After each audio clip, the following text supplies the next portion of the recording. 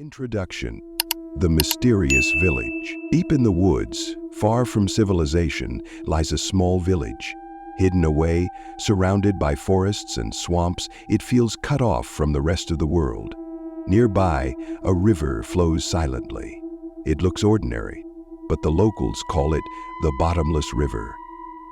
Whispers tell of its eerie nature.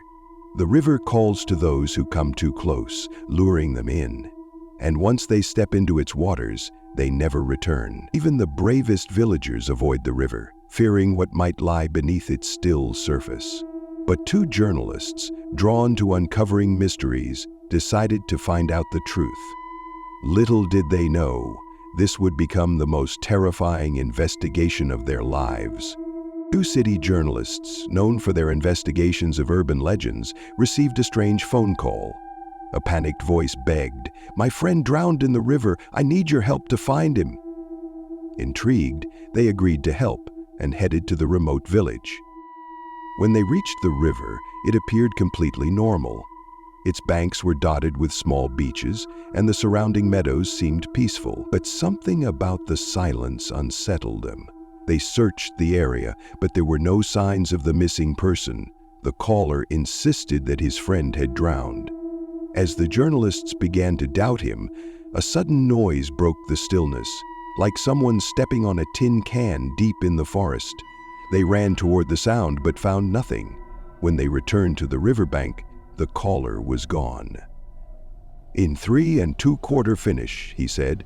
The sound of a car started. Only his wet t-shirt lay on the sand. Frustrated, one journalist dismissed it as a hoax and walked back to the car. The other stayed, scanning the river. That's when he saw it, a hand emerging from the water. Without thinking, he jumped in to help, but the hand vanished, leaving no trace. The icy water felt unnatural, sending a chill deep into his bones. Exhausted and shaken, they left for the night, determined to return with answers. The next day they arrived at the village, only to find it eerily quiet. The streets were deserted, stores were shut, and the few people they encountered refused to talk. One man bluntly warned, "Leave, city folk don't belong here." Puzzled, they continued searching for someone who could help. Near the river, they found a young girl crying by the water's edge. She looked terrified and begged them to leave. "If you stay, the river will take you too," she sobbed, before running off into the woods. Returning to the river, they noticed a figure watching them from a distance. One journalist gave chase, but the man disappeared into the forest. When he returned, he found his partner unconscious and soaked on the riverbank. When he came to, the journalist described being dragged into the water by an invisible force. He barely escaped with the help of a mysterious figure who pulled him out and vanished. The following day, they managed to find the same man and persuaded him to talk. "The river is alive," he explained. "It doesn't harm the villagers who know its secrets, but outsiders, it lures them in, especially those who try to uncover its mysteries." The man revealed the girl's name was Alia.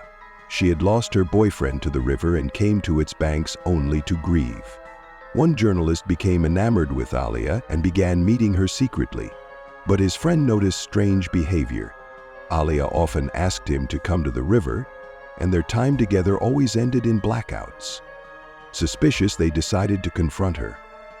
At the river, Alia's voice took on an otherworldly tone.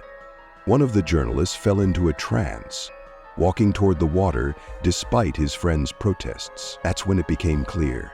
Alia was tied to the river, its agent, luring people to their doom. As Alia led the entranced journalist into the water, a villager appeared with a rope.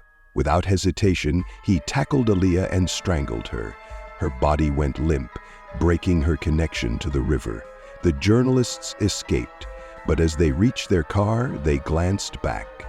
Alia's head rose from the water, her glowing eyes following them as they left. No one ever saw Alia again, but the two men were forever haunted. And in their nightmares, they still hear her voice, calling them back to the bottomless river.